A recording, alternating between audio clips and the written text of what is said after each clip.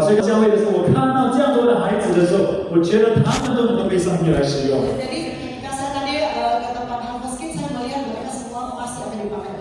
当神要拣选一个的女孩子来生下耶稣的时候，他找到的玛利亚，当时候玛利亚只有13到16岁。Maria hanya berusia 13 sampai 16 tahun ketika Tuhan ingin mencari seorang wanita gadis perawat untuk melahirkan Yesus. 当神要兴起一个的主任牧师在以弗所教会时呢，他找到的提摩太，而提摩太当时候也只有20多岁。 Dan Timotius waktu itu hanya berusia 20-an tahun ketika Tuhan mencari seseorang untuk memimpin gereja Yesus.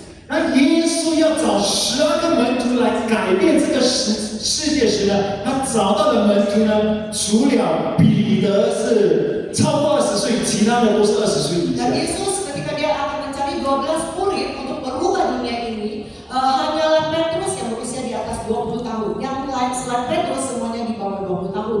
所以你知道，在圣经里面呢，神都使用不同的年轻人。 Jadi di dalam Alkitab Tuhan memakai anak muda yang berbeda. 所以我想说的是，弟兄姐妹们，不要小看我们的年轻 Jadi 人。 saya ingin katakan saudara-saudari jangan meremehkan anak muda kita. 他们在年幼的时候，他们是能够被上帝来使用的。 Ketika mereka muda, mereka memang dapat dipakai oleh Tuhan. 所以今天我们来到我们这里的话，我们在想，难道神只使用年轻人吗？ Jadi hari ini ketika kita sampai di sini kita akan berpikir apakah Tuhan hanya memakai anak muda? 我们来看我们今天第一个的经文，在民数记第14章29到30节。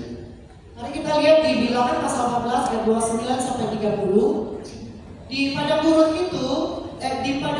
ini bangkai-bangkaimu akan berhantaran, yakni semua orang di antara kamu yang dicatat, semua tanpa terkecuali yang berumur 20 tahun ke atas, karena kamu telah bersungut-sungut kepadaku bahwasanya kamu ini tidak akan masuk ke negeri yang dengan mengangkat sumpah yang telah kujanjikan akan kuberi kamu diami, kecuali Kaleb bin Yefune dan Yosua bin Nun. Amin. 当神要带领以色列人进入迦南地时呢，神就兴起了一般的，就是兴起了他的百姓。 Jadi ketika Tuhan ingin membawa bangsa Israel ke tanah Kanaan, Dia telah mengangkat bangsa-bangsanya. 可是问题是，这帮的百姓开始怀疑上帝。 Tetapi masalahnya adalah bangsa-bangsa ini mulai ragu terhadap 他 Tuhan. 们开始埋怨，他们开始说：“我们不可能进入迦南美地。 Mereka mulai bersungut-sungut dan berkata kita tidak mungkin bisa masuk ke tanah Kanaan. ”所以圣经说，20岁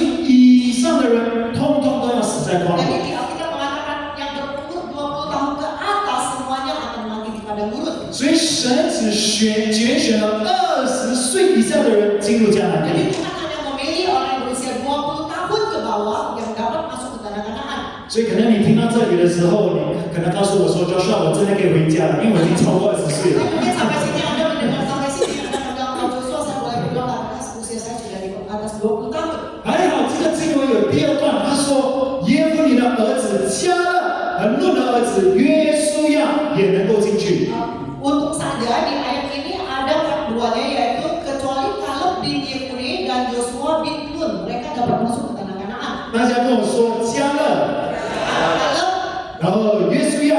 Yosua. 刚才有一位弟兄问我，他说他忘记了我的名字，所以我的名字叫耶稣亚，Hanya 他叫 Joshua。 mengatakan dia melupakan namaku dan namaku adalah Yosua. 我们不知道当时候耶稣亚多少岁，可是迦勒当时大概是40到45岁。 Kita mungkin tidak tahu berapa usia Yosua pada saat itu, tapi Kaleb berusia 40 sampai 45 tahun. 所以神使用了20岁以下的年轻人进入迦南地。 Jadi Tuhan telah memilih orang yang berusia 20 tahun ke bawah untuk masuk ke tanah Kanaan. 可是神也使用超过20岁的迦勒和约书亚进入迦南地。 Tetapi Tuhan juga memakai Kaleb dan Yosua yang berusia di atas 20 tahun masuk ke tanah Kanaan. 所以今天我们在这里，如果你是小过20岁的话，举手。 Jadi di sini jika Anda berusia di bawah 20 tahun, silakan angkat tangan. 如果你是超过20岁的，举手。 Jika Anda 所以告诉你旁边人说，你也能够进入迦南美地。所以当我们讲到神在寻找年年轻人的时候，说的不是一个数字，而是一种的心智。 Jadi waktu kita berkata Tuhan sedang mencari anak muda, sebenarnya yang dikatakan itu bukanlah sebuah angka, tetapi adalah sebuah pikiran. Next slide。当我们说到年轻人时，说的不是一个的数字，而是一种的心智。 Ketika dikatakan tentang anak muda, di sini yang dikatakan itu bukanlah sebuah angka, tetapi sebuah pikiran. 今天不管你是20岁以下还是20岁以上，最重要的是你有没有一个对的心智。 Jadi hari ini, apakah usia Anda di bawah 20 tahun atau di atas 20 tahun, yang penting adalah apakah Anda mempunyai sebuah pikiran yang benar. 因为你只要有一个对的心智呢，你就能够进入迦南美 Karena 地。 asal Anda mempunyai sebuah pikiran yang benar, maka Anda dapat masuk ke tanah Kanaan. 只要你有一个对的心智，你就能够得到上帝的祝福在你的身上。 Asalkan Anda mempunyai pikiran yang benar, maka Anda dapat memperoleh berkat dari Tuhan. 只要你有对的心智呢，神就能够使用你的生命。 Asalkan Anda punya pikiran yang benar, maka Tuhan dapat memakai hidupmu. 所以今天我们来看，到底神在寻找怎么样的年轻 Jadi 人？ hari ini mari kita lihat sebenarnya anak muda seperti apa yang dicari oleh Tuhan. 所以我们说了，年轻人不是一个数字哦，而是一个心 Jadi 智。 kita berkata sebenarnya anak muda di sini bukan angka loh, tetapi adalah pikiran. 第一点，请你也可以写下来，就第一种人就是什么？有不同属灵眼界的人。 Oke, yang pertama adalah orang yang mempunyai perspektif spiritual yang berbeda. 大家跟我说属灵眼界。 好，大声一点说属灵眼界。 好，属灵的眼界啊。 Jadi adalah perspektif spiritual. 所以当他们要进入迦南地时，他们还没有进去，他们在旷野摩西就找了12个探子要进入迦南地，先去探索。 Jadi sebelum mereka masuk ke tanah Kanaan, Musa mencari 12 orang pengintai untuk masuk ke dalam dan mengintai. 所以以前照到我当兵时呢，我们要去攻打一个的地方呢，我们就会先派人先进去探索那个的地方。 Jadi dulu ketika saya sedang mengikuti militer, kalau kami mau menyerang suatu tempat, kami akan mengutus beberapa orang untuk melihat tempat itu. 我们会看敌军到底有多少的坦克车，有多少的机关枪，有多少的人。 Jadi kita akan melihat di situ musuh kita mempunyai mobil tank berapa banyak, mempunyai senjata berapa banyak. 我们会派我们最厉害的兵士先进去。 Kita akan mengutus tentara-tentara kami yang paling hebat untuk masuk ke dalam. 所以你要知道，当摩西派这12个探子时，他们都是非常重要的领袖。 Jadi Anda semua harus tahu ketika Musa dia mengutus 12 pengintai tersebut, ke-12 pengintai tersebut semua merupakan pemimpin yang sangat hebat. 他们都是特种部队哦 ，Special Force。 Mereka semua adalah pasukan khusus. 所以他们很厉害的，他们会躲在树林后面啊。 Jadi mereka sangat hebat seperti ini. Wah. 所以他们以前我当兵是这样，所以他们是特种部队来的。 Jadi mereka adalah pasukan khusus. 所以呢，他们肯定看到敌人说，哇，我们不这样，哇，会跟那边跑，他们都是很厉害，他们很厉害。 Jadi mereka sehebat itu ya. Jadi saya nggak perlu kasih. 所以这12个探子呢，他们都是非常重要的领 Jadi 袖。 12 pengintai tersebut mereka semua merupakan pemimpin yang sangat penting. 圣经说他们是族长，就是12个支派的族长。 Jadi boleh dikatakan mereka merupakan pemimpin dari ke-12 suku. 所以这12个人就进入迦南地时呢，他们就开始去探索那个的地方 Jadi。ketika ke-12 pengintai tersebut masuk ke tanah Kanaan, mereka mulai mengeksplor tempat situ. 他们回来就告诉摩西说：“摩西，迦南地是一个流奶与蜜之地。 Jadi mereka pulang dari pengintaian, mereka berkata kepada Musa, Musa, tanah Kanaan merupakan tanah yang penuh dengan susu dan madu. 他讲这个的地方非常的肥沃。 Dia berkata tempat itu sangat subur. 他说，甚至我们那个葡萄是要不像我们现在supermarket这样一个手就能够拿到，他们的葡萄是要2个人开始干的。” Jadi mereka berkata di situ anggurnya tidak seperti anggur yang sekarang kita beli di supermarket yang bisa dipegang dengan satu genggaman, tetapi anggur di situ harus diangkut oleh dua orang. 所以他们的水果都是非常非常的大粒了。 Buah-buahan di situ berukuran sangat besar. 昨天我在 BCS 买了一粒苹果，很大粒哦，大概一块多，就是大概1万多rupiah。 Jadi kemarin saya ada beli sebuah apel di BCS Mall dan ukurannya sangat besar, itu harganya sekitar belasan ribu. 然后我问我的太太你要不要吃，她说很大粒，看了我就饱了。Dan saya tanya istri saya mau nggak? Dia bilang terlalu besar. Saya lihat aja sudah merasa kenyang. 隔可是当时候，你知道以色列他们那个的迦南地肥沃到地步，我在想，可能他们的榴莲好像西瓜一样大粒了。 Tapi di kanan-kanan waktu itu saking suburnya, saya rasa mungkin durian di sana aja ukurannya seperti 所以 semangka. 他们就告诉摩西说：“那块土地 good, very good。 Dan mereka berkata kepada Musa, tempat itu sangat bagus. 可是有一个问题， Tapi ada satu masalah. 那个地方有巨人， Di tempat itu ada orang raksasa. 我们不可能进去那个的地方 Kita 的。 tidak mungkin dapat masuk ke tempat itu. 有10个探子 Ada 10 pengintai. 说比赛不能， Oh, tidak bisa. 我们不可能进去，他们有这样，他们的敌人太大了。 Kita tidak mungkin dapat masuk ke dalam karena musuh kita terlalu besar. 可是有2个探子却说我们能够进去。 Tapi ada 2 pengintai berkata kita boleh masuk. 我想问一下弟兄姐妹， Saya ingin bertanya kepada saudara-saudari, 请问他们看到的土地是同一块土地吗？ apakah mereka melihat tanah yang sama? 来回答我，请问看到的东西是一样的吗？ Apakah apa yang mereka lihat itu sama? 请问他们看到的人是不是一样的？是吗？ Apakah orang yang mereka lihat adalah orang yang sama? 可是为什么看一样的东西却有不一样的结果呢？ Tapi kenapa melihat barang yang sama bisa mempunyai akhir yang berbeda? 关键在于属灵的眼界。 Kuncinya ada pada perspektif mereka. 所以我们来看民书记第13章33节。 Jadi mari kita lihat di Bilangan pasal 13 ayat 33. Juga kami lihat di sana orang-orang raksasa, orang enak yang berasal dari orang-orang raksasa, dan kami lihat diri kami seperti belalang, dan demikian juga mereka terhadap kami. Amin. 这里说我们看到亚拿主人，他们是伟大的巨人。 Di situ dikatakan orang enak yang berasal dari orang-orang raksasa. 我特地把这个字写下来，他说我们看自己如同蚱蜢一样。 Saya sengaja menggarisbawahi di sini, kami melihat diri kami seperti belalang. 他们看自己好像蚱蜢一 Jadi 样。 mereka melihat diri mereka itu seperti belalang. 他说我们一进去的话，我们好像蚱蜢，敌人一踩我们就死翘翘 Karena 了。 kalau kita masuk, kita bagaikan belalang, begitu diinjak dengan musuh maka kita akan 然后我们 musnah. 好像抓，好像蚂蚁这样给敌人一踩，我们就死掉 Kita 了。 seperti kecoa atau semut yang begitu diinjak oleh musuh kita akan 他 musnah. 说我们看自己如同蚱蜢一 Karena 样。 kita melihat diri kita sebagaikan belalang. 弟兄姐妹，请问今天你怎么样看你自己？ Saudara-saudari, hari ini bagaimana Anda melihat dirimu? 哎呀，神不可能使用我了啦，我读书又没有读很多。 Alah, tak mungkin lah Tuhan memakai aku. Aku kan tidak banyak sekolah. 你看我又不是很有钱， Dia bilang, aku kan gak kaya. 你看我又不是像Brother Juice 这样帅。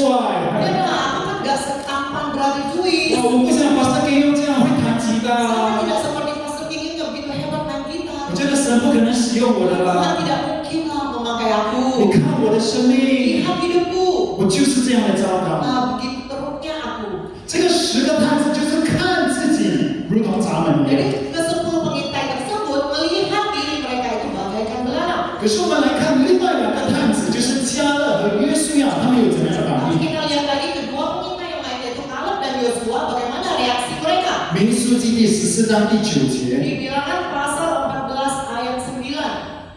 Hanya janganlah memberontak kepada Tuhan dan janganlah takut kepada bangsa negeri itu, sebab mereka akan kita telan habis.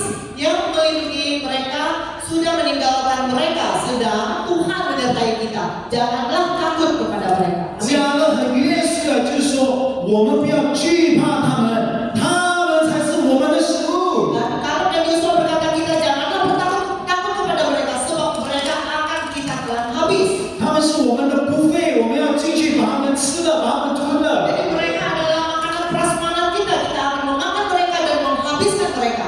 我们要看到的不是他们有多么的厉害，我们要看到的是因为神与我们同在。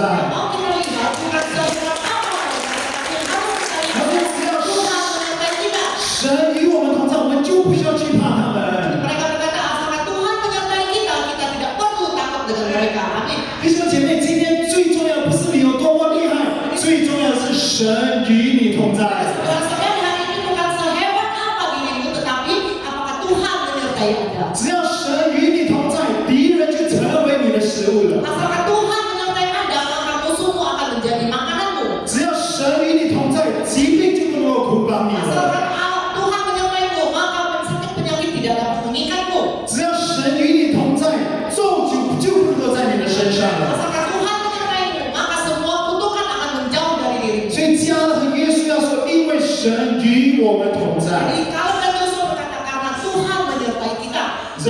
早上我大概3点多的时候，我就突然间就醒了， Jadi hari ini pagi ini sekitar jam 3-an saya tiba-tiba bangun. 我就开始就想到教会的一些的事工，我就开始觉得很压力。 Saya mulai memikirkan pelayanan di gereja dan saya mulai merasa ada tekanan. 有时候我看到 Pastor King 当我认识他的时候，他的头发是黑的。 Nah, jadi ada saya melihat Pastor Kiki waktu saya pertama mengenal dengannya, rambutnya berwarna hitam. 做了牧师几年，他头发就开始变白了。 Nah, setelah beberapa tahun menjadi Pak Pendeta, rambutnya mulai berubah.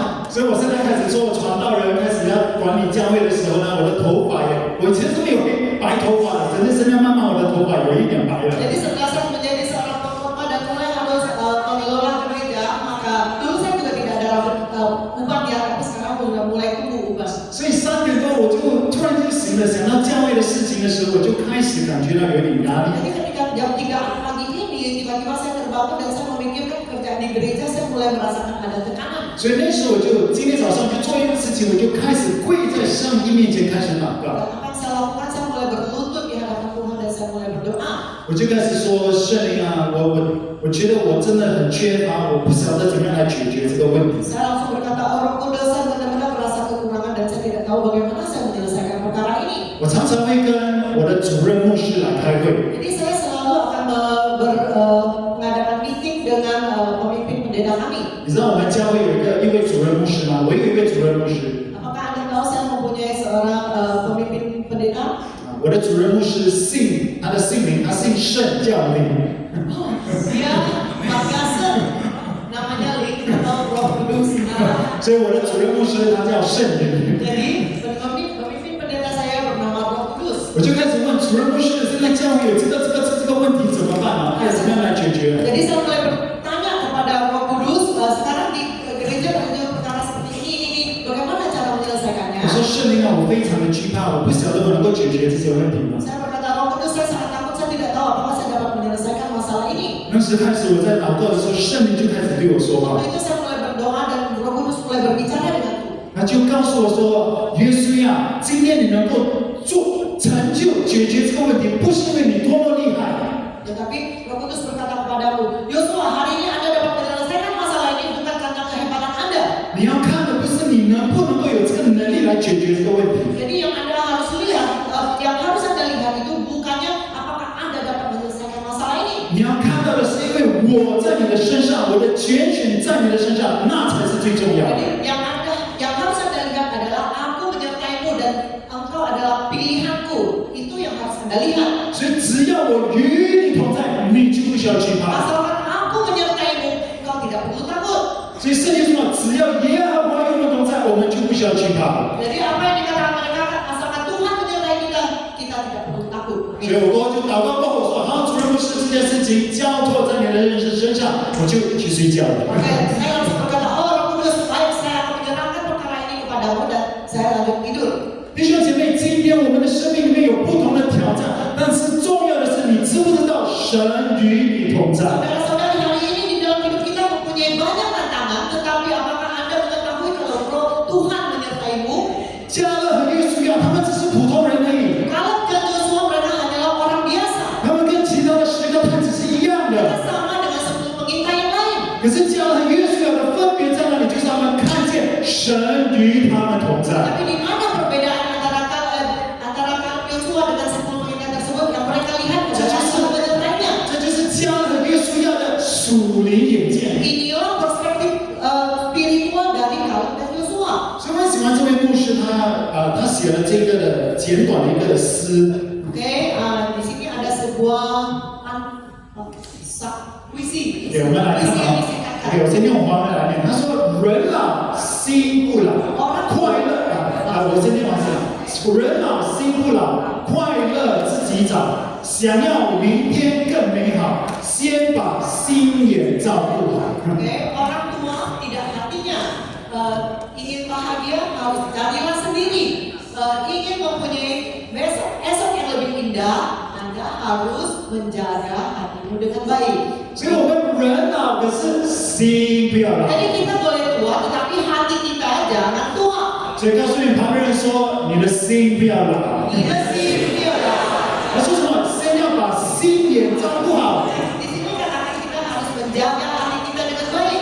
你每一天早上起起来，你看到镜子的时候，你怎么样看你自己很重要，弟兄 Jadi 姐 setiap 妹。 pagi ketika Anda bangun dan bercermin, bagaimana Anda melihat dirimu itu sangat penting. 你看到就是哇比赛啦，哇什么都做不好啊。 Nah, mungkin ketika Anda bercermin, Anda berkata, oh tidak bisa lah aku, aku tidak bisa beres denganku. 还是当你看到镜子的时候，你看到在镜子里面的那个人是上帝拣选的儿女。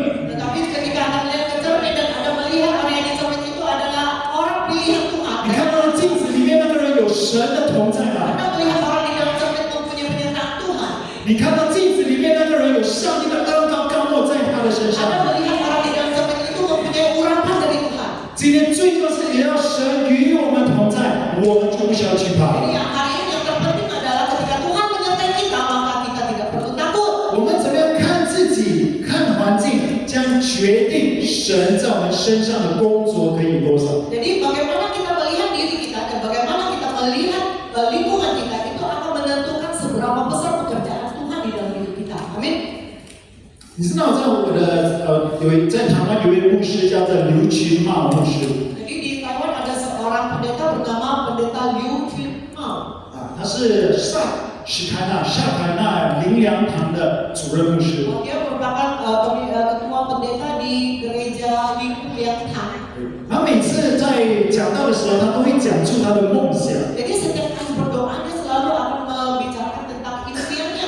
他说：“我要有万人教会，万人就是时间哦，万人教会千间分堂。 Dia berkata dia ingin mempunyai sebuah gereja yang berjemaat puluhan ribu orang dan mempunyai gereja yang berjumlah mempunyai 1000 gereja. 所以他每次讲到的时候，他就讲我一个梦想就是万人教会千间分 Jadi 堂。 setiap kali dia berkhotbah dia pasti akan berkata dia ingin mempunyai gereja yang berjemaat 10.000 orang dan mempunyai cabang 1000 cabang. 所以有一次我在祷告的时候，我先说主啊，求你来更新我的属灵眼界。 Nah, jadi saya juga selalu berdoa kepada Tuhan dan saya berkata Tuhan perbaharuilah perspektif rohani saya. 所以我就跟神求了一样事情，我说可能主我不需要万人教会千间分堂，可是我跟你求千人教会百间分堂。 Saya selalu berkata kepada Tuhan, Tuhan saya mungkin tidak meminta 10.000 jemaat, 1000 cabang gereja, tapi saya hanya minta 1000 jemaat, 100 cabang gereja.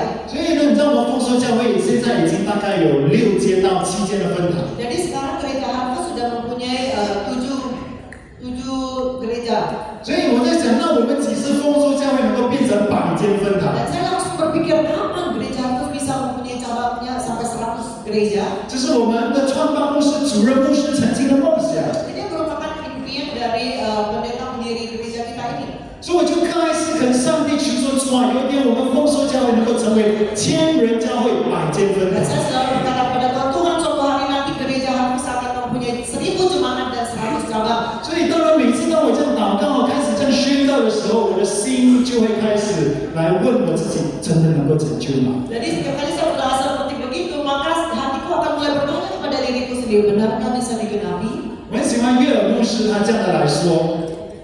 Saya suka apa yang dikatakan oleh Joel Osteen. 他就说了这句话 ：I rather believe and die than to die without even believing。 Joel Osteen berkata, aku lebih baik percaya dan mati daripada mati tanpa percaya. 他说：“我情愿相信而死，都不愿意不信而死。” Dan dia berkata dia lebih baik percaya dan mati daripada mati tanpa percaya. 有一天我们都会离开这个世界上，可是，在你有生年日时，有没有勇敢的为上帝来梦想？ Jadi suatu hari kita semua akan meninggalkan dunia ini, tetapi apakah semasa Anda di dunia ini Anda mempunyai impian yang besar? 然后最重要的是，今天在你有生年日时，你要勇敢的为上帝来梦想。 Jadi yang terpenting adalah ketika Anda masih hidup di dunia ini, Anda harus berani untuk bermimpi besar untuk Tuhan. 当亚伯拉罕他相信他能够成为万国之父时，可是他只有一个孩子。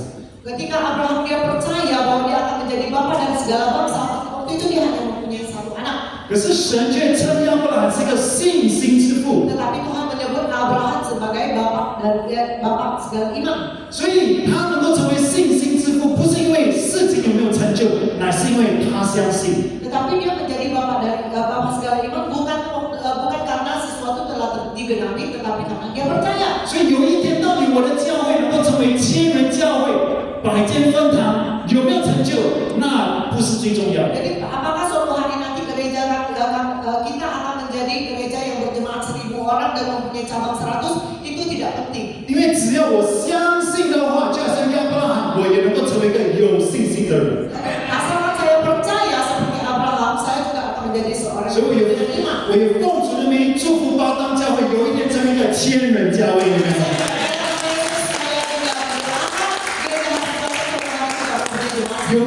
有没有成就，那不是最重要的。 Tapi atau tidak itu bukan hal yang terpenting. 因为只要你相信的话，有一天当你们每一位巴当的弟兄姐妹去到天上的时候， Karena kalau asalkan Anda percaya, suatu hari ketika Anda pergi ke surga, 神就能够说巴当丰收教会是个有信心的教会。 Tuhan akan berkata bahwa gereja Maranatha adalah gereja yang 那是因为你们曾经相信过，神就能够使用你们的教 Karena 会。 Anda pernah percaya, maka Tuhan akan memakai gerejamu. 所以神在寻找第一种人就是什么？不同属灵眼界的 Jadi 人。 orang pertama yang dicari Tuhan adalah orang yang mempunyai perspektif spiritual yang berbeda.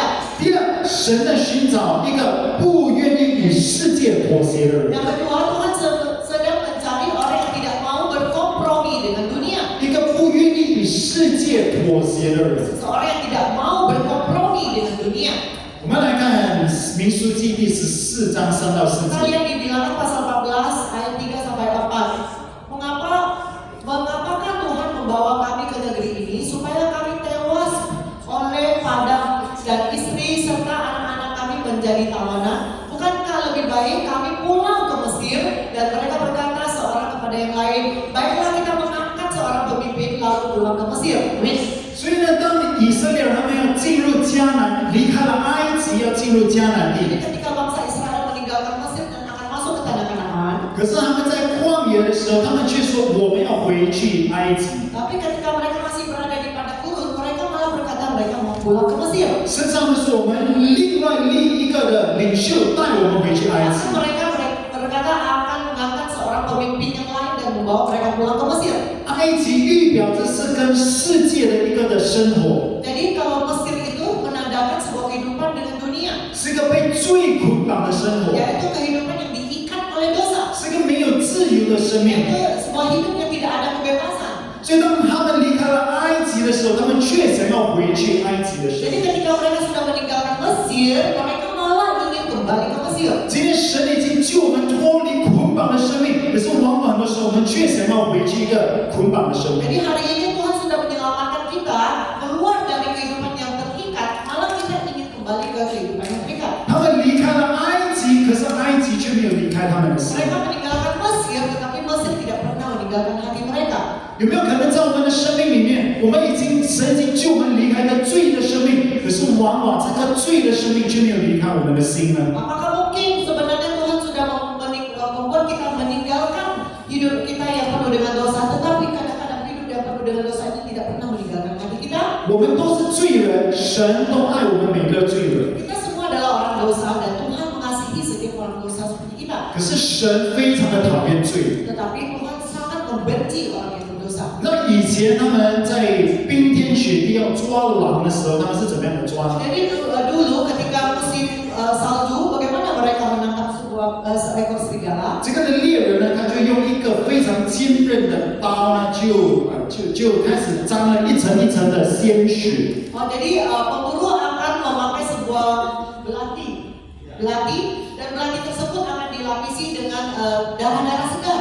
他就把这个沾了鲜血的刀，因为冷嘛，所以那个刀那个血就开始就 frozen，就是变冰哦，马上变成一个 ice cream 这样哦。 Jadi karena cuacanya sangat dingin, jadi pisau belati yang sudah dilapisi oleh darah tersebut akan membeku. 他就把这个沾满了血的刀就插在地上， Nah, dia akan menancapkan belati tersebut di tanah waktu itu. 所以当这个狼就闻到这个血腥味的时候呢，他就会开始想要去靠近这把刀。 Jadi ketika serigala mencium bau dari darah tersebut, maka dia akan berniat untuk mendekati pisau tersebut. 所以他闻到这个血腥的时候，他就开始嗨。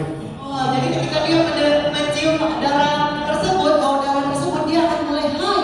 哦，所以他就开始呢去舔那个沾满血的刀。 Jadi dia akan mulai menjilat-jilat belati yang dipenuhi oleh darah tersebut. 哇，越舔越爽啊！ Semakin dijilat semakin enak. 啊，所以好像有那时候我们饭后一根烟，活得像神仙。 Makanya orang sudah berkatakan satu rokok setelah makan kita akan nikmat seperti di surga. 哇，今天老婆不在家，哇，我就偷偷的去看一下那个 internet 里面有什么东西吗？ Hari ini istriku tidak ada di rumah, saya akan coba lihat di internet apakah ada apa yang dapat saya lihat. 哇，今天我的秘书来到我的女同事来到办公室，穿的比较漂亮，哇，多看她2眼一 Saya 下。 hari ini rekan kerja wanita saya memakai pakaian yang sangat cantik dan saya akan melihatnya. 就好像那只狼在嗨哦。 Sama seperti serigala tersebut. 可是到这只狼呢，就开始舔这一把，就慢慢的这个血就给它舔完了。 Jadi Anda tahu kan serigala tersebut mulai menjilat-jilat belakang tersebut. Sehingga perlahan darah dari belakang tersebut habis dijilat olehnya. 因为冷，它的舌头就开始麻痹。 Dan karena cuacanya yang dingin, maka lidahnya juga mulai merasa mati rasa. 血舔完过后，就开始舔那把刀。 Dan setelah darahnya sudah habis dijilat, dia mulai menjilat-jilat belakang tersebut. 他已经不知道，其实他已经在开始流血。 Dia tidak menyadari sebenarnya dia sudah mulai berdarah. 到最后呢，这只狼就会流血过多而死。 Dan akhirnya serigala tersebut akan mati karena kehabisan darah. 过后猎人就把这只的死掉的狼就抓了。 Dan pemburu akan menangkap serigala yang mati tersebut. 所以罪就是这个问题，就是什么？它让我们失去我们的知觉，失去我们对上帝的这种爱热忱。 Begitu juga dengan dosa, dia akan membuat kita kehilangan rasa tersebut dan kehilangan rasa gairah kepada Tuhan. 它使到我们对属灵的事情呢，开始失去知觉。 Dia akan membuat kita mati rasa dengan hal-hal yang berhubungan dengan rohani. 所以罪就是有这个问题。 Inilah persoalan dari dosa.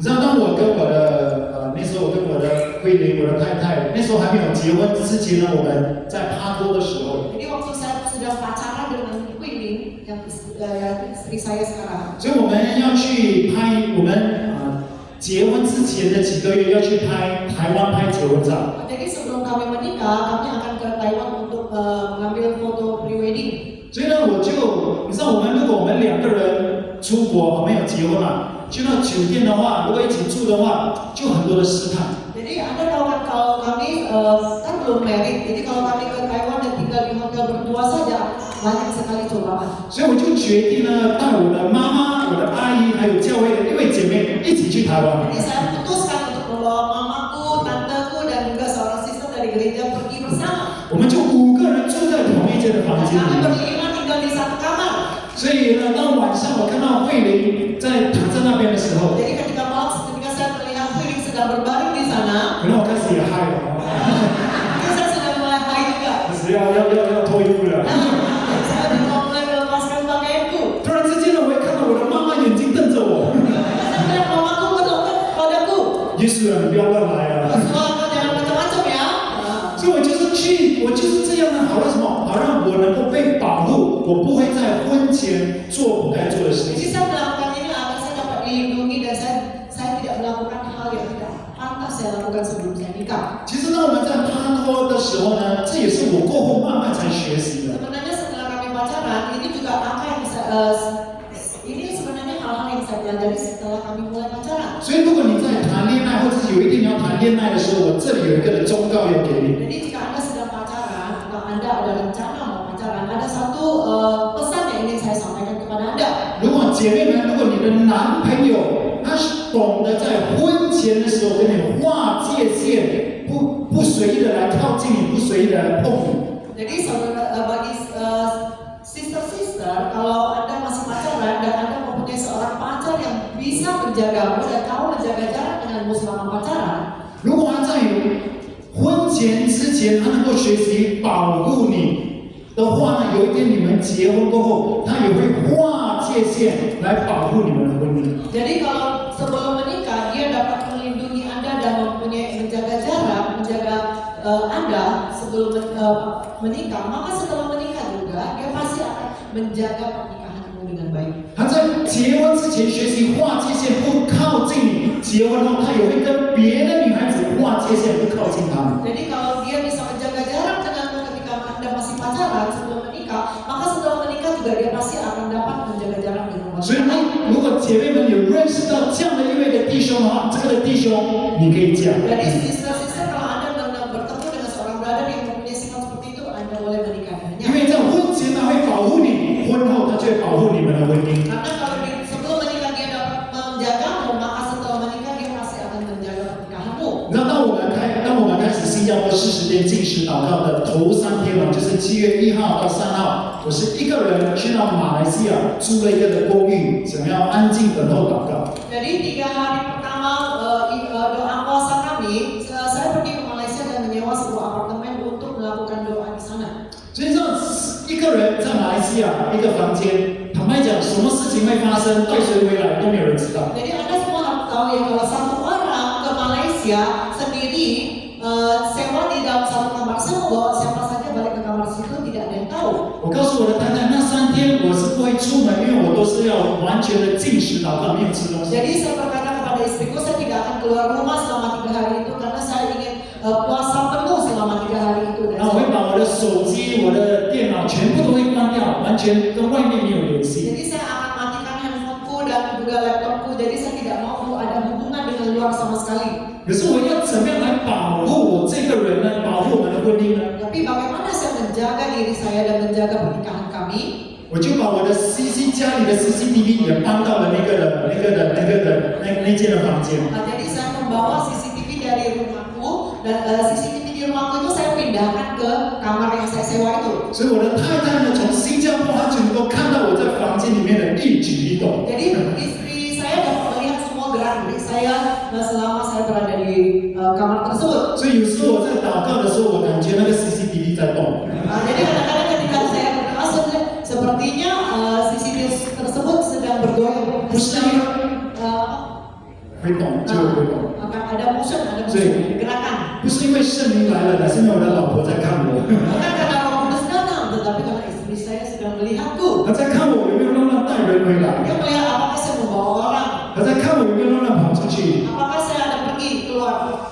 这就是我结婚后学习化的界限。 Ini adalah perbatasan yang saya belajar untuk saya jalankan setelah saya menikah. 所以以色列人他们想要回去以前犯罪的生命， Tapi bangsa Israel mereka mau kembali ke kehidupan mereka yang penuh dengan dosa. 可是神在寻找那些不愿意与世界与罪妥协的人。 Tetapi Tuhan sedang mencari orang-orang yang tidak mau berkompromi dengan dosa. 所以第一种人，神在寻找一个不同属灵眼界的人。 Jadi pertama Tuhan sedang mencari orang yang mempunyai perspektif spiritual yang berbeda. 神在寻找一个不愿意与世界妥协的人。 Tuhan sedang mencari orang-orang yang tidak mau berkompromi dengan dunia. 第3点，神在寻找一个专一跟从神心智的人。 Jadi yang ketiga, Tuhan sedang mencari orang yang ikuti Tuhan dengan sepenuh hati. 大家跟我说，专一跟从神。 专一跟从神。 民数记第14章24节。 Dibilangkan pasal 14 ayat 24, tetapi hambaku Kaleb karena lain jiwa yang ada padanya dan yang mengikut aku dengan sepenuhnya akan kubawa masuk ke negeri yang telah dimasukinya itu dan keturunannya akan memilikinya. 这里神说加了有另一个的心智，就是专一跟从神。 Jadi di sini dikatakan Kaleb mempunyai jiwa yang berbeda dan dia berkata kalau Kaleb mengikuti Tuhan dengan sepenuhnya. 在跟随耶稣的道路上，我们需要专一。 Jadi dalam perjalanan kita mengikuti Yesus, kita juga harus sepenuh hati.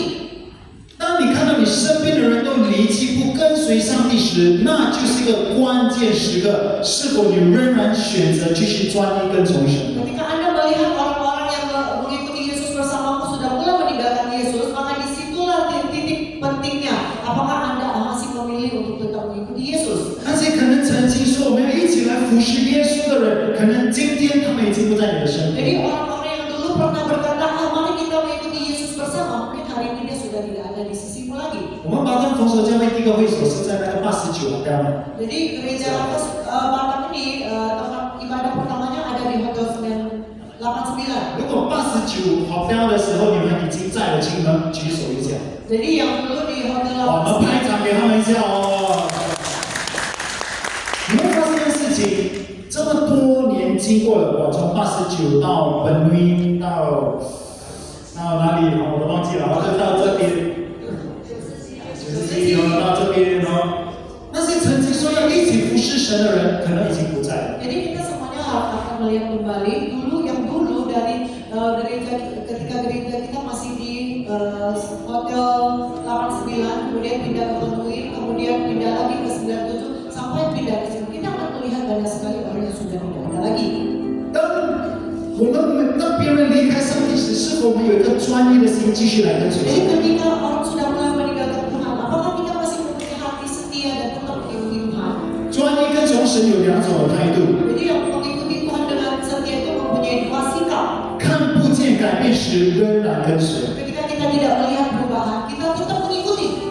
你知道加勒和约书亚他们在旷野里面绕了40年， Apakah Anda tahu kalau Kaleb dan Joshua mereka berkeliling di padang gurun selama 40 tahun? 那时候他们可能只有40多岁的时 Waktu 候， itu mereka masih mungkin hanya berusia 40 tahun.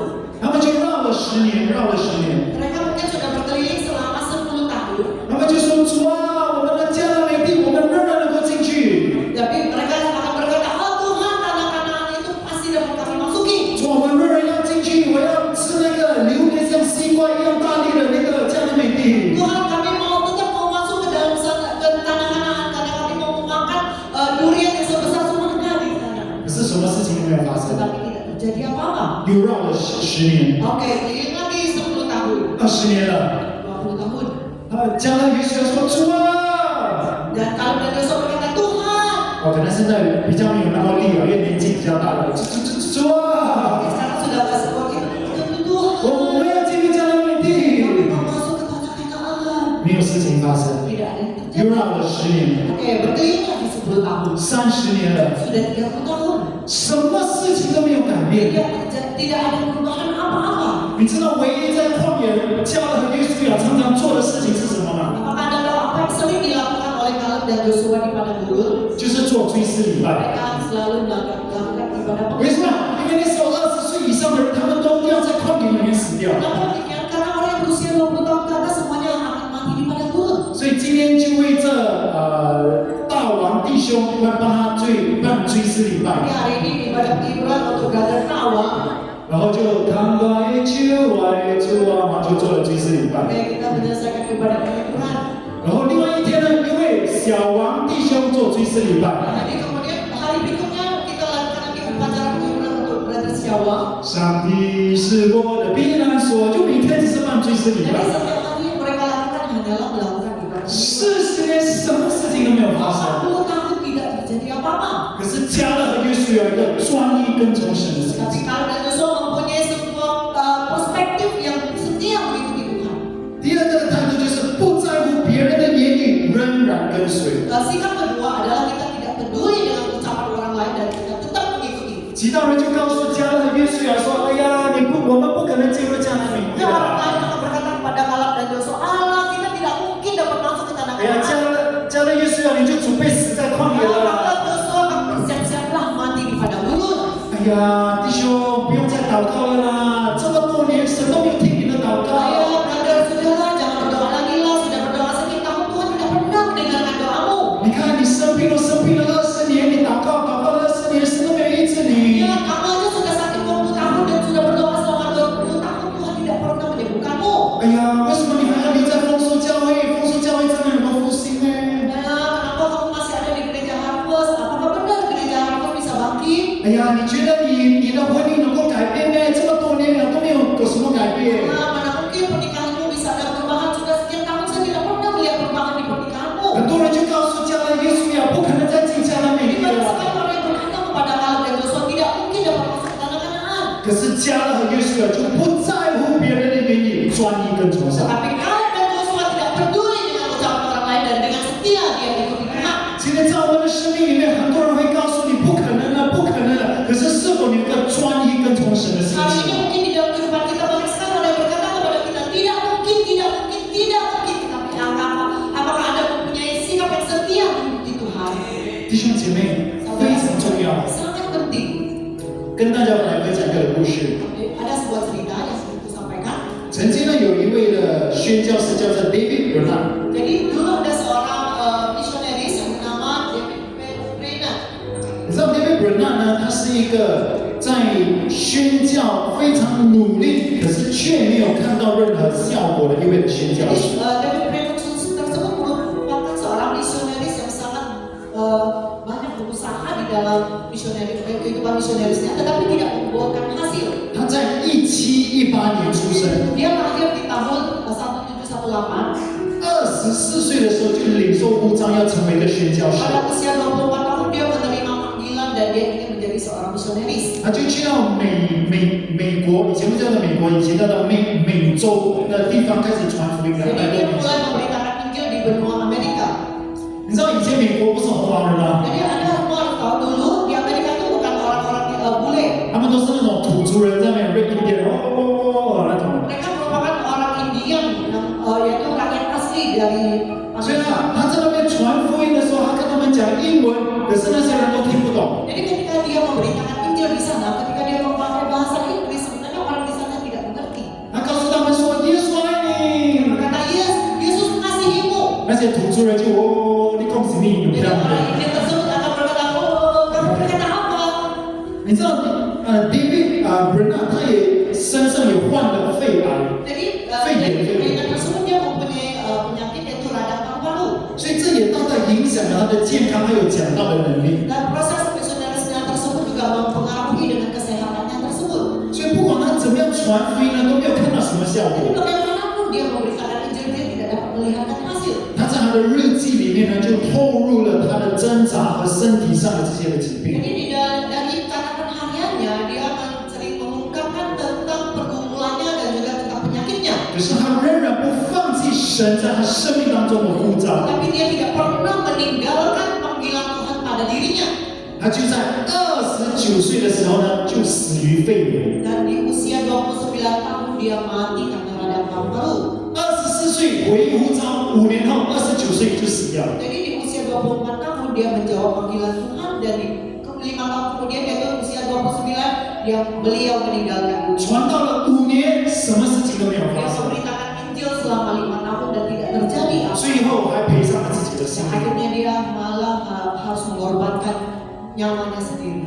然而，他的故事没有停止在这里。 Tapi ceritanya tidak berhenti sampai di sana. 在他去世过后呢，有一位的宣教士叫做 Jonathan Edwards， Jadi setelah beliau meninggalkan dunia ini ada seorang misionaris yang lain yaitu Jonathan Edwards. 就出版了David Bernard 的日记。 Dia mempublikasikan buku catatan harian dari David Brainerd tersebut. 而这本的日记呢，就在接下来许多宣教士的生命产生了深远的影响。 Dan catatan harian tersebut memberikan pengaruh yang sangat besar pada misionaris yang lain. 他在困难当中没有放弃的那种的态度呢，影响了许多人。 Sikapnya yang tidak menyerah di dalam kesulitan ini terus mempengaruhi orang-orang tersebut. 他的故事在18纪和19纪呢，100年、200年后呢，产生了许多的重大的影响力。 Jadi ceritanya telah memberikan pengaruh yang sangat besar pada abad 18 dan 19. 他的故事也影响了现代的这个宣教之父 William Carey。 Jadi 宣教之父就是一个非常出名的一个宣教士。 Jadi apa yang dia tinggalkan juga telah mempengaruhi kehidupan dari bapak misionaris yaitu William Carey。 William Carey. 你知道这些的宣教士呢，因为 David Bernard 的影响力呢，他们的生命也先上来成为一个宣教 Jadi 士。 karena pengaruh dari David Brainerd tersebut, kehidupan dari misionaris tersebut juga telah dipengaruhi olehnya. David Bernard 就他的故事呢，又影响了欧洲许多的宣教士。 Dan cerita dari David Brainerd tersebut telah mempengaruhi banyak sekali misionaris yang di Eropa 所以 dan Eropa. 这些欧洲的宣教士呢，就把福音传到了我们的亚洲， Dan misionaris dari Eropa tersebut memberitakan Injilnya sampai ke Asia. 在马来西亚、在印尼、在菲律宾许多的国家。 Di Malaysia, Indonesia, Filipina, banyak sekali negara di Asia. 所以如果没有 David Bernard 的话，可能现在呢，我们我们的亚洲都没有基督的福音在我们当中。 Jadi jika tanpa David Brainerd, bisa saja sampai sekarang ada di benua Asia ini masih belum punya kesempatan untuk 可是就是因为他不放弃的来服侍宣教，神就使用了他的生命。 Tapi karena dia tidak menyerah dalam memberitakan Injil, maka Tuhan memakai hidupnya. 他的生命在100年、200年后产生了许多的 kehidupannya memberikan pengaruh yang sangat besar setelah 100 tahun dan 200 tahun. 他就说了一些的话，他说：“让我的心能够忘却这世界，沉浸在荣耀上帝的渴望 Jadi 中。” dia berkata, biarlah hati saya bisa melupakan dunia ini dan berada di dalam kemuliaan. 他说：“我的天堂就是讨上帝的喜悦，能够来荣耀他，把一切奉献给他，全心全意的来荣耀他。” Dia berkata, surgaku adalah untuk menyenangkan Tuhan dan saya ingin melayani Tuhan dengan sepenuh hati saya. 因此 ，David Bernard 的奉献呢，就影响了接下来100年、200年的这个复兴。 Jadi karena adanya persembahan dari David Brennan tersebut membawakan kebangkitan di 100-200 tahun 当 kemudian. 他看不见改变的时候，他仍然专一跟从耶稣。 Ketika beliau tidak melihat perubahan, dia tetap mengikuti Yesus. 不管别人跟他说什么，他仍然专一跟从耶稣。 Apapun yang diucapkan orang kepadanya, dia tetap mengikuti Yesus. 因此，他专一跟从耶稣呢，他的生命就影响了接下来许许多的生命。 Karena hidupnya yang setia mengikuti Yesus, maka kehidupan berikutnya dia dapat mempengaruhi begitu banyak jiwa. 弟兄姐妹，你们不要小看你们在巴当这个的地方，在这里传福音。 Jadi saudara-saudari, Anda jangan meremehkan kota Batam ini dan tidak mau memberitakan kecil di sini. 有没有可能接下来巴当的100年、200年的复兴，是因为曾经有一间的巴当丰收在教会，在这里曾经有过。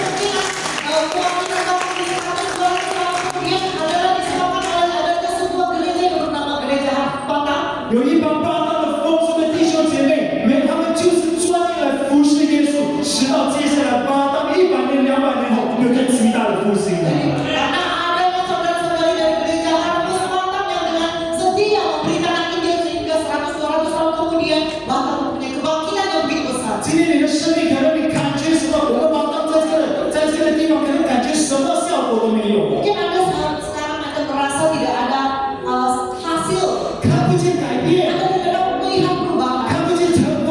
tidak bisa melihat hasil.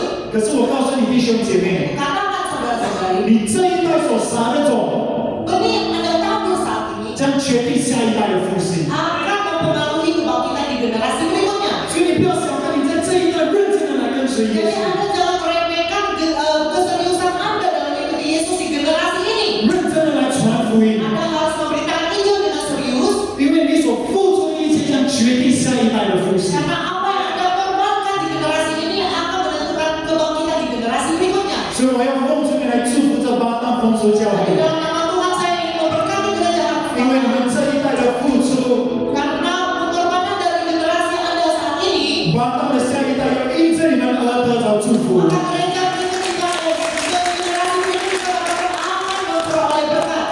看不见改变， Tidak dapat melihat perubahan, 仍然跟随， tetap ikuti. 不在乎别人的言语， Tidak peduli dengan ucapan orang, 仍然跟随。 tetap mengikuti. 这就是忠义跟从神。 Inilah sikap yang setia mengikuti Tuhan. 很快的，我们来做一个总结。 Mari kita buat sebuah kesimpulan. 摩西和其他的百姓都死在旷野， Musa dan semua sisa dari rakyat di sana mati di padang gurun. 摩西预表这伟大的领袖， Dan Musa menandakan seorang pemimpin yang luar biasa. 可能是我们的主任牧师，以前我们的主任牧师、创办牧师翁乔治牧师， Mungkin dia seperti Pastor Ong yang dulu mendirikan gereja kita. 8月的时候是他11年已经离开我们。 Jadi di bulan Agustus ini beliau telah meninggalkan kita selama 11 tahun. 摩西死在旷野了，已经不在了。 Musa sudah meninggal di padang gurun, sudah tidak ada lagi. 伟大的领袖死了，已经不在了。 Pemimpin yang luar biasa sudah meninggal dan tidak ada lagi. 其他的百姓也死在旷野了。 Rakyat-rakyat lain juga sudah mati di padang gurun. 那曾经跟你要一起服侍神的弟兄姐妹，可能已经不在了。 Saudara-saudara yang dulu pernah berkata ingin mengikuti Tuhan bersama denganku, mungkin sudah tidak ada. 可是今天有在的所有的巴当弟兄姐妹，是否有一个专一的心，仍然来跟随耶稣？ Tapi saudara-saudara yang hadir di sini hari ini, apakah Anda mempunyai hati yang setia mengikuti Tuhan? 请问你把你的眼目放在谁的身上呢？ Di mana Anda meletakkan pandanganmu? 你是把你的眼目放在人的身上吗 ？Next slide。 Anda meletakkan pandanganmu pada orang? 还是你是把眼目放在别人的身上呢？把眼目放在别人的身上。 Apakah Anda meletakkan pandanganmu pada orang lain? 你把眼目放在牧师的身上吗？ Apakah Anda meletakkan pandanganmu pada Pak Pendeta? 我告诉你，有一天这些人都会离开。 Katakan suatu hari nanti orang-orang tersebut akan meninggalkan kita. 今天我们要把我们的眼光放在耶稣的身上， Hari ini kita harus meletakkan pandangan kita 我们 pada 就是 Yesus. 专业来跟随耶稣， Kita mengikuti Yesus. 专业的服侍耶稣， 专业来跟随上帝， Mengikuti Tuhan dengan setia. 因为耶稣才是教会的头。 Karena Yesuslah kepala dari sebuah gereja. 请问教会的头是谁？ Oke, saya tanyakan. 来回答我，请问教会的头是谁？ Siapa kepala gereja? 所以教会的头不是牧师哦， Jadi kepala gereja itu bukan pendeta. 教会的头是耶稣。 Kepala gereja adalah Yesus. 你知道头里面有一个最重要的器官是什 Maka 么？ Anda tahu ada sebuah organ yang paling penting di dalam kepala seseorang. 来回答我，请问头里面最重要的器官是什么？ Apakah organ yang paling penting di dalam kepala? 说脑是吗？我们的 brain， 对吧？ Otak, benar? 所以耶稣是教会的头，所以耶稣是那个有脑的人，对吧？明白吗？ Jadi Yesus adalah kepala gereja dan dia adalah yang punya otak itu, yang memiliki otak tersebut, benar? 所以如果牧师不是教会的头，牧师是没有。你们自己回答了。所以我想说的是，弟兄姐妹，你要跟随是跟随耶稣。 Jadi yang ingin ku sampaikan adalah yang harus Anda ikuti adalah Yesus. 你在这间教会呢，是因为耶稣把你放在这间教 Kamu 会。 berada di gereja ini karena Yesuslah yang telah meletakkan Anda 你 di 专 gereja 心， ini. 你专心的在这间教会服侍呢，是因为耶稣呼召你在这间教会。 Anda melayani di gereja ini dengan setia karena Yesuslah yang memanggil Anda ke gereja ini. 所以教会的主任牧师是圣灵， Jadi pemimpin pendeta di gereja adalah Roh Kudus. 他圣灵他带领他的教会， Dan Roh Kudus yang akan memimpin gerejanya 专一跟从神。 mengikuti Tuhan dengan setia. 好，今天的经文我们就要做结束了。 Oke. 约书亚记第14章10到12节。 Yosua pasal 14 ayat 10 sampai 12. Jadi sekarang sesungguhnya Tuhan telah memelihara hidupku seperti yang dijanjikannya. Ini sudah 45 tahun lamanya sejak diucapkan Tuhan firman itu kepada Musa. Dan selama itu orang Israel mengembara di padang gurun. Jadi sekarang dalam umur 85 tahun aku hari ini. Amin.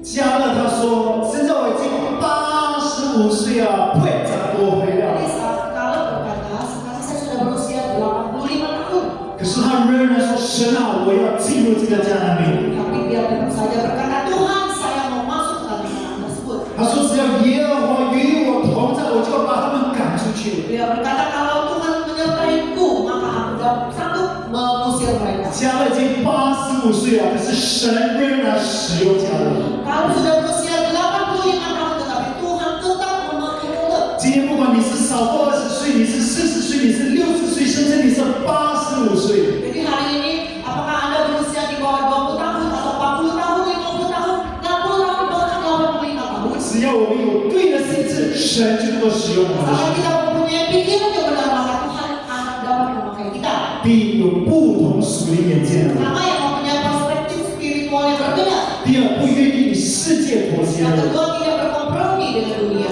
第三，专一跟从神心切 Yang 的人。 ketiga, dengan setia mengikuti Tuhan. 我们一起从座位站立起来， Amin. 我们开始用方言来祷告。是给大家，今天圣灵就在我们当中。 Ini Roh Kudus ada di dalam 今天圣灵，你说出圣灵啊，开口来祷告，圣灵啊，求你来充满我， Berkata Roh Kudus, penuhilah aku hari ini. 圣灵啊，求你来改变 Roh 我， Kudus, ubahlah aku. 圣灵啊，我们需要你。 Roh Kudus, kami membutuhkan Engkau.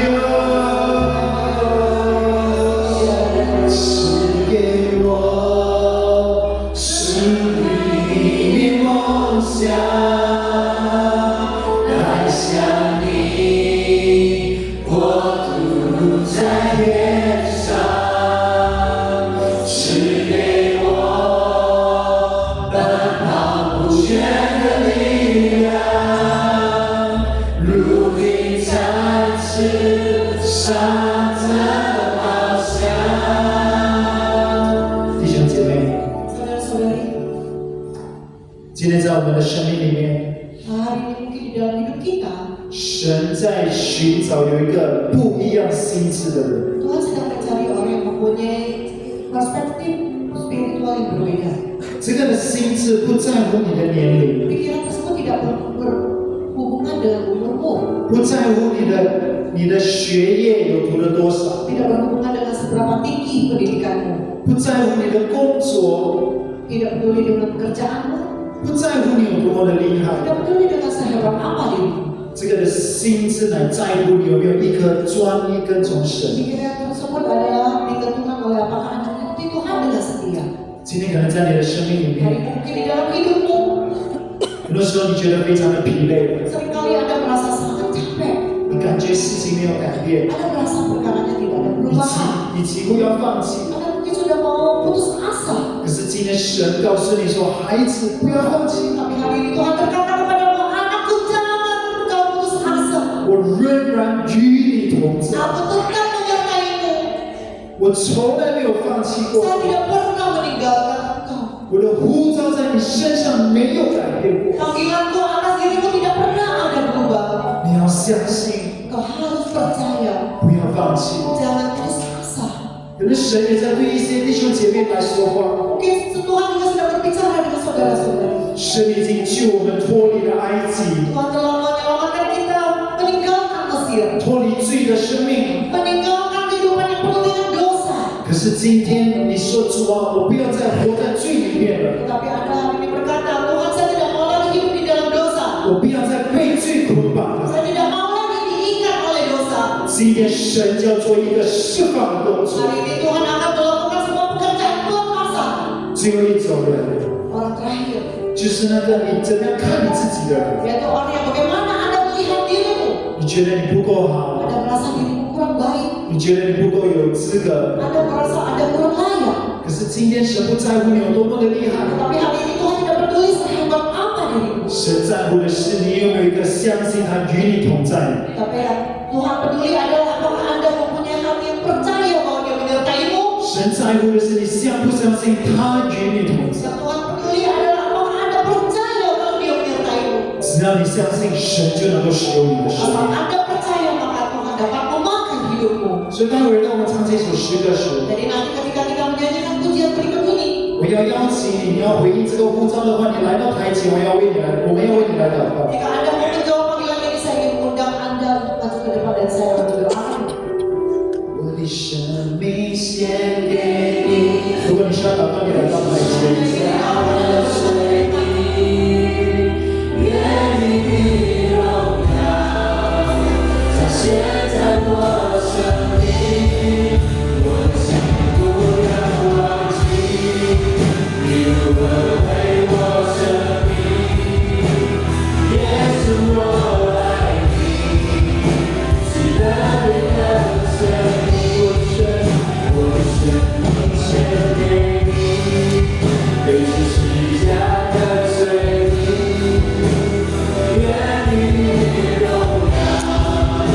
在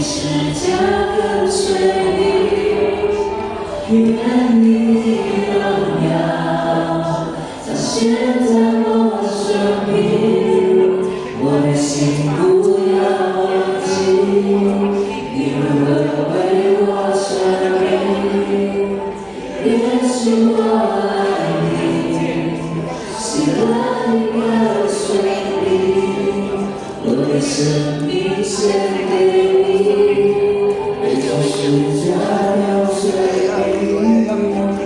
愿你荣耀再现在我生命，我的心不要忘记，你如何为我生命，耶稣我爱你，喜乐你跟随你，我的生命献给你，为即使交跟随你，愿你荣耀再现在我生命，我的心不要忘记，你如何为我生命，耶稣我爱你，喜乐你跟随你。